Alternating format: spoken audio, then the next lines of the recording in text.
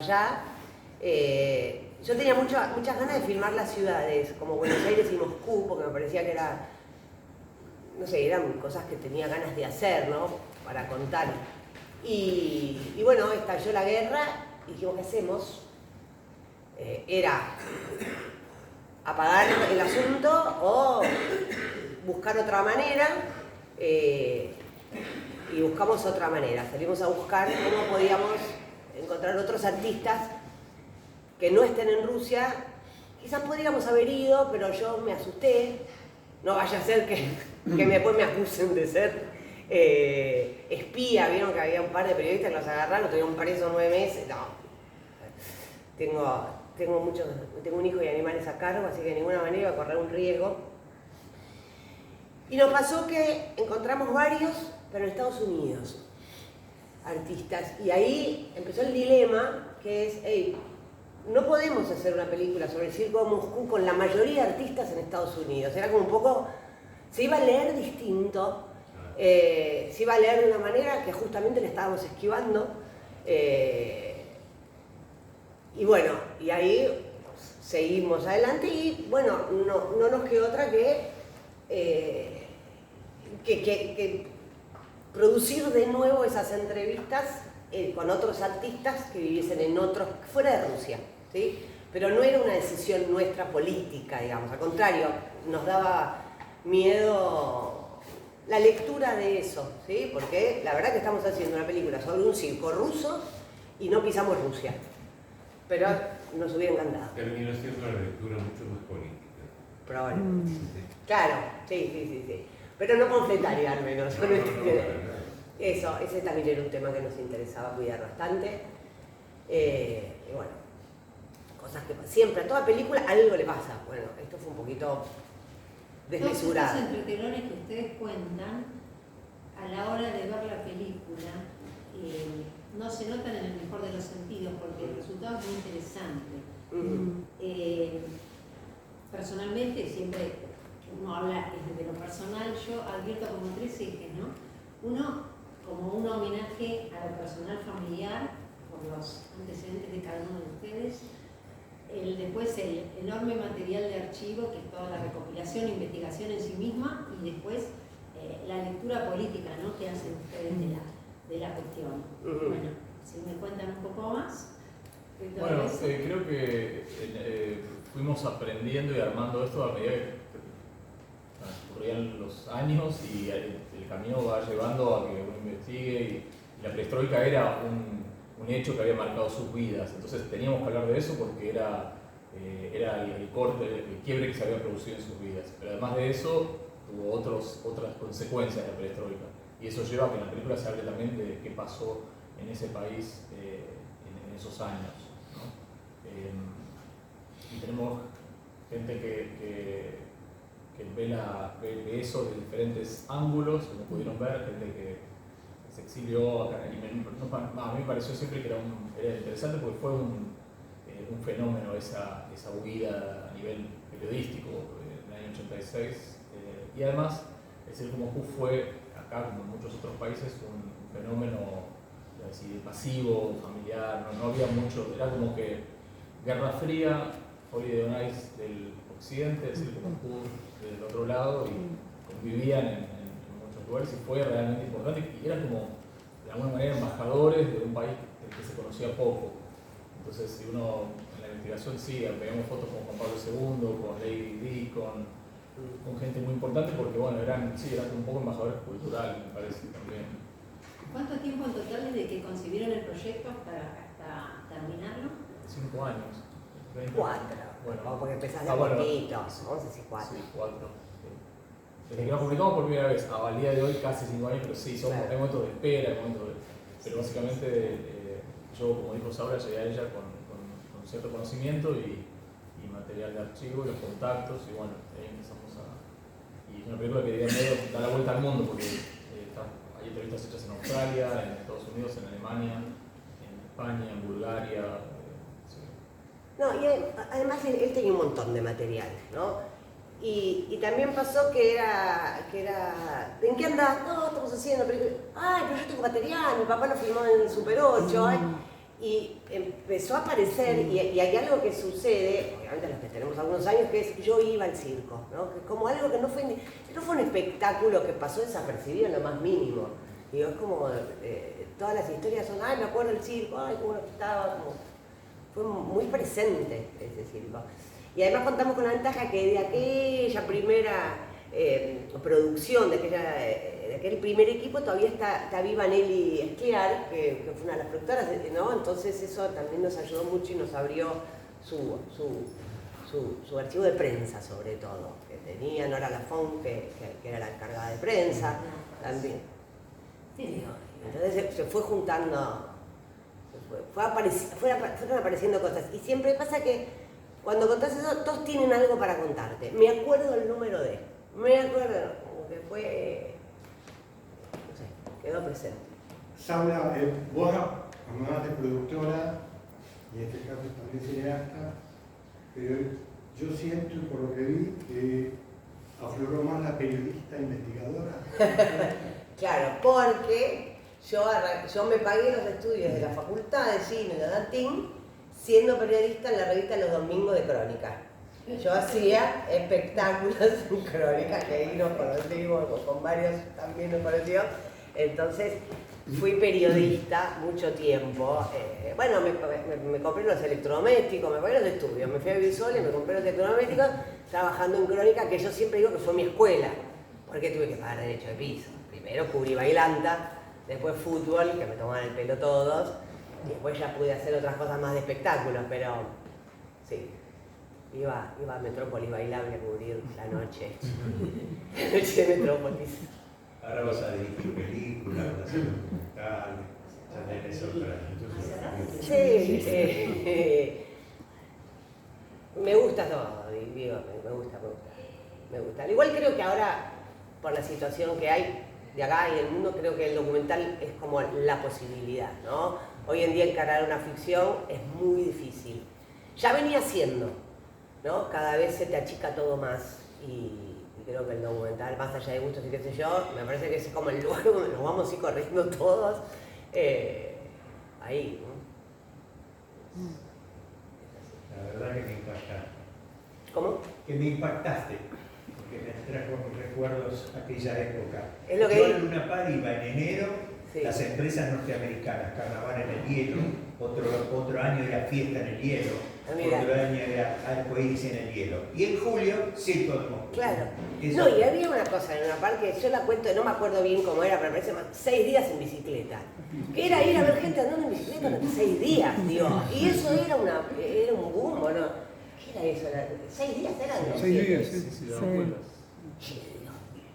Hay que tener visión para suponer que eso funciona.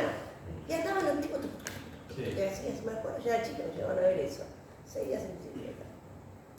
Saura, sería bueno que recuerden las funciones que vienen de Bafisi, el estreno oficial. Nosotros estrenamos el 17 de abril. Semana Santa. Sí.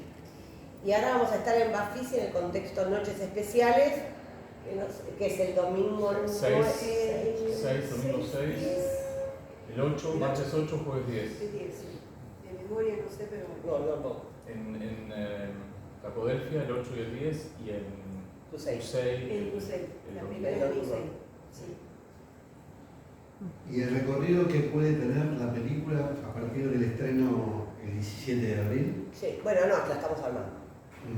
La estamos armando. Hay inquietudes, pero digo, en los países donde se rodó, obviamente, de festivales, porque hay, bueno, es un tema que interesa también, más allá del mundo circense, por lo que decíamos al principio, países como Alemania, donde tenemos varios entrevistados, también hay mucha inquietud, porque es una historia que pegó de alguna manera, o Claro, ahí fue importante. sí, o sea, en Alemania Oriental el circo de Moscú era un espectáculo masivo, entonces, bueno, en esa parte de Alemania de hoy hay mucho interés y mucha curiosidad por... Sí, a mí me encantaría que vaya a Moldavia, ¿no? Porque Moldavia es el último circo en pie que queda, el edificio ese que se ve en la película, Sí. es el último que queda en Occidente. Y está mantenido como pueden, porque es uno de los países más pobres de Europa, pero es espectacular ese edificio. Y después ya quedan por Asia Central, no quedan más en Europa, es el último. Sí. ¿Quién tiene los derechos hoy del circo de Moscú? No existe, o sea, a ver, era el circo de un país que no existe más. Claro. Es eso, el circo de Moscú es un nombre que le puso a alguien, pero la realidad es eso, que el circo desaparece cuando desaparece el país como tal. Si vas a Tayikistán o a Rusia, seguramente, no seguro, no hay circos, pero eso que se dio en ese momento, bueno, que era un estado que ponía muchos recursos, los artistas se limitaban a trabajar en su número con un pedagogo, se recibían en la escuela de circo, y el estado, bueno, tenían eso como la casa, la comida asegurada, el seguro médico, o sea, se dedicaban 100% a eso. Y cuando viajaban había hoteles especiales al lado del edificio del circo, guarderías para los chicos. O sea, creo que también un poco el éxito, a donde pudieron llegar, tiene que ver con los recursos que había en ese momento sobre la mesa. Claro, vos pensás, con recursos ilimitados vos podías estar 4 años viendo cómo hacías volar un pajarito con no sé. Ahora no se sostiene económicamente pagar un artista. Lo que pasó es que ese circo llegó a lo que llegó por tener el Estado atrás. Cuando cae ese Estado, se abrieron otros circos, pero ya privados pequeños, es decir, de un circo con que podías tener 30 tigres o 30 osos, de repente, no, 2 tigres, listo, porque no le podemos de comer, no nos rinden las entradas. Ahora, la recaudación no jugaba un papel ahí. No importaba. No importaba para nada. Los artistas más importantes, que son los que entrevistamos, iban girando por las repúblicas, y algunos salían al exterior, los mejores, pero ellos se la pasaban todo el año. Creo que uno de los hijos de uno de los entrevistados me dijo que había ido durante la primaria a 50 escuelas, porque iba acompañando a los padres y bueno, ellos se preparaban, como así como se suele decir que en el circo los carromatos iban de ciudad a ciudad, bueno, ellos lo hacían también con otras comodidades, pero sí, no paraban de viajar. Y era una universidad donde estudiaban acrobacia, arte dramático, música, lo formaban y cada uno después hacía una especialización en algo, tenía su maestro que lo acompañaba, se presentaban en la escuela de circo las camadas cada año, y después, bueno, cada uno iba haciendo su... Pero sigue estando, ¿sabías? Sí, la escuela de circo sigue estando ahí, y tiene, creo que depende de la municipalidad de Moscú, hay 2 circos, un circo más antiguo, otro no, pero bueno, es totalmente diferente el funcionamiento. Y a los rusos les gusta eso mucho, les gusta el circo, les gusta meterse con animales, digamos. Bueno, ahora no usan más animales salvajes. Sí. En Rusia sí, es uno de los pocos países donde se sigue haciendo. Por eso también lo quisimos tematizar, porque es algo que estaba mucho más naturalizado en aquella época, que un oso hiciera algo que hace un humano. Hoy no lo vemos así. ¿Te impresiona ver el hipopótamo dando la vuelta, Sí, pobrecito? muchísimo. Una pulsión de muerte ahí. Y más allá del circo, bueno, hay una cosa más, como digo, muy propio de ellos, ¿no? En Rusia, cuando ven un animal lo intentan domesticar, no importa qué animal sea, eso tuvo que ver de alguna manera. El entrenamiento de animales tiene más de 600 años. Hay un montón que vive con unos osos gigantes en las casas. Entrenan con osos, algunos luchadores también. Yo hay un plano que no lo veo, no lo puedo mirar, que es los leones arriba de los caballos. Ese plano no lo puedo ver porque es evidente que están redrogados esos leones, ¿no? Es decir, me parte el alma. Con Marco, el montajista, yo hacía así, no sé, cortamos donde haya que cortar, yo ese plano no lo vi. Saula, hay una foto. Pero Gustavo quería... Sí, me interesa mucho el trabajo en el archivo. Obviamente Carlos aportó mucho. Hay, por un lado, como una historia de registro amateur, empieza la película muy en Super 8 y se va volviendo al video hasta que la perestroika es todo video, un tipo de registro muy interesante ahí. ¿Cómo trabajaron con el archivo de él y cómo fueron encontrando otros archivos? Porque el de Pipo Pescador es increíble. Bueno, el y Pipo, está citado. Y el de pero Pipo, hay acabo de encontrar otro Matic, el 3, que no sé qué tiene. Lo encontré hace una semana y dije, Carlos. Hay que hacer un bonus track. No sé qué tiene. Pero bueno, supongo que otros artistas también donaron parte de su archivo en las entrevistas Sí. y pudieron acceder a archivos increíbles. ¿Cómo fue eso y qué sumaron gracias al archivo, la película? Que no tenían en un principio pensado. No sé, ¿Pipo estaba desde el principio? No, Pipo cayó. Claro, por eso se vio. Pipo cayó en un que se lo contaba a vos. Pipo Pescador estudió escenografía con mi padre de alumno y mi madre de compañera. Pero la pegó con el lado de su papá, no sé con qué tema, y se fue al Mati, pero él quería ser escenógrafo. Y siguió una relación que yo a Pipo lo veo cada tanto, porque es muy amigo de mi madre, pero vive en Alemania. Y cuando ya estábamos editando casi la película, viste que el documental se va editando en etapas, estábamos muy en el armado, vino alemán, estaba comiendo lo de mamá y me dicen, ¿qué andas? No, película, Circo de Moscú. Me dice, pero yo trabajé para el Circo de Moscú. Y me dice, pero me dice algo que es muy simpático, me dice, sí, a mí me llevaron al Circo de Moscú y daba una vuelta en un elefante tocando la comparsita. Pipo, yo quiero eso. Por favor, y me dice, bueno, no sé, él había donado todos sus materiales acá, ya estuvimos 6 meses tratando de rastrear dónde estaba eso que Pipo decía que había donado y que existía.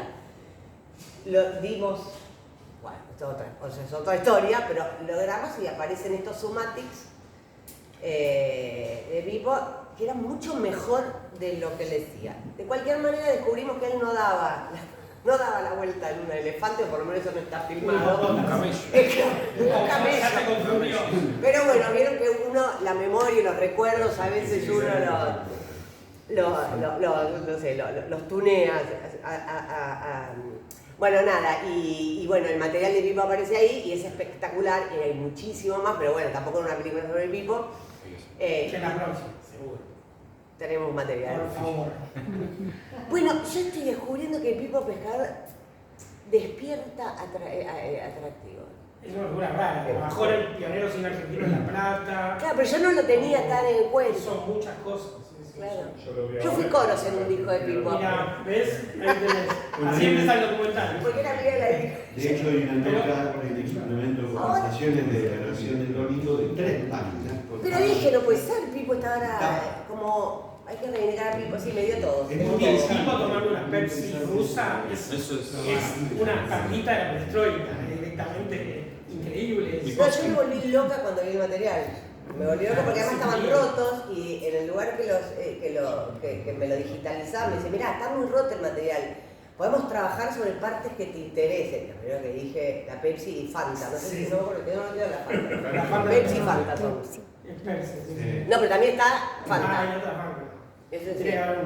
No, Pipo es un tipo fantástico. Es un tipo fantástico. Bueno, y ese material lo que nos permitió, por ejemplo, que apareció imágenes del circo de allá de verdad. Que no teníamos imágenes, ¿no? Porque también se cortó toda la comunicación con... Hoy ya no es así, pero 2 años atrás toda la comunicación con Rusia estaba muy complicada, ¿no? En pleno conflicto bélico. Entonces era difícil, olvídate que un archivo que ya habíamos contactado te conteste. Nada, era un país hace 2 años totalmente aislado, blindado y juzgado, sería, ¿no? Entonces, ahí se está. Pero, bueno, también hay cosas... El Museo del Cine aparece también.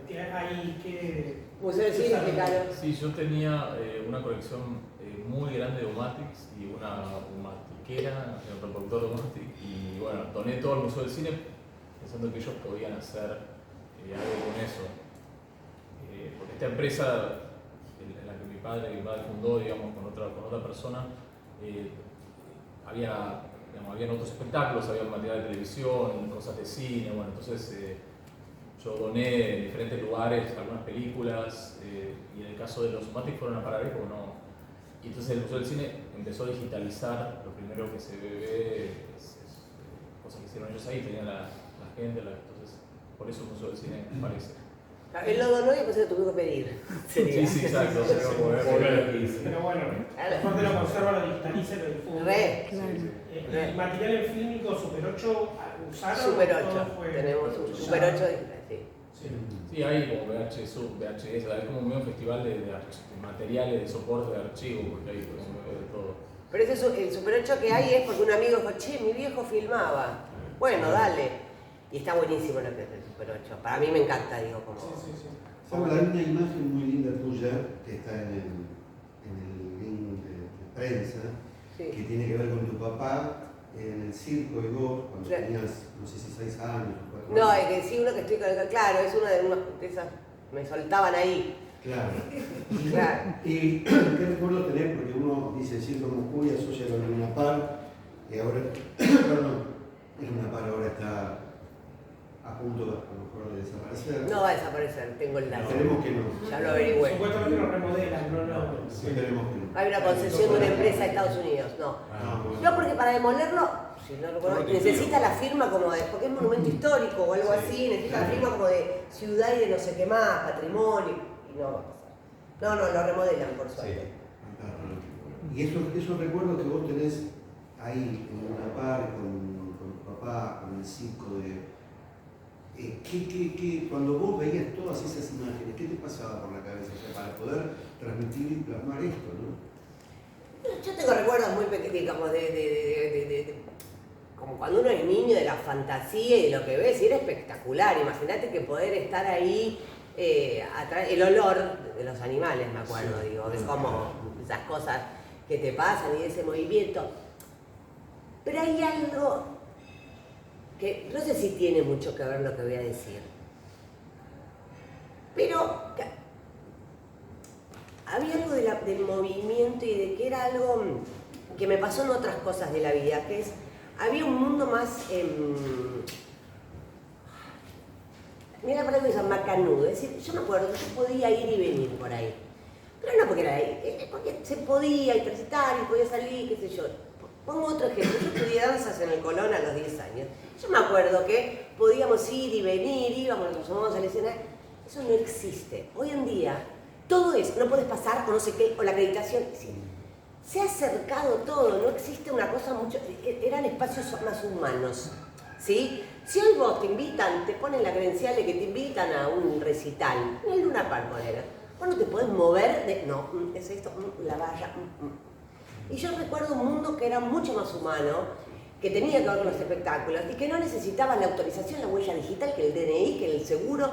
Digo, nada, hoy en día, y te digo, hace poco, unos años fui al Colón a ver no espectáculos, sino por un laburo, qué sé yo. No, entonces espera, ¿qué te pasa? Entonces viene, entonces pasa la cosita, entonces pasás. No, pero no puedes ir por estas puertas porque están equipo. No, nada, eran espacios, digo, antes uno podía circular de una manera más humana, me parece. Y eso es el recuerdo que yo tengo un recuerdo más humano de los espacios. Me interesa el grado de investigación que hicieron para ubicar a todos los ex miembros del circo.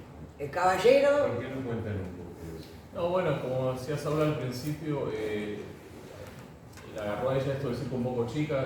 Yo desde que tenía como medio uso de razón, mi papá estaba con este negocio y terminó cuando se cayó el muro, digamos.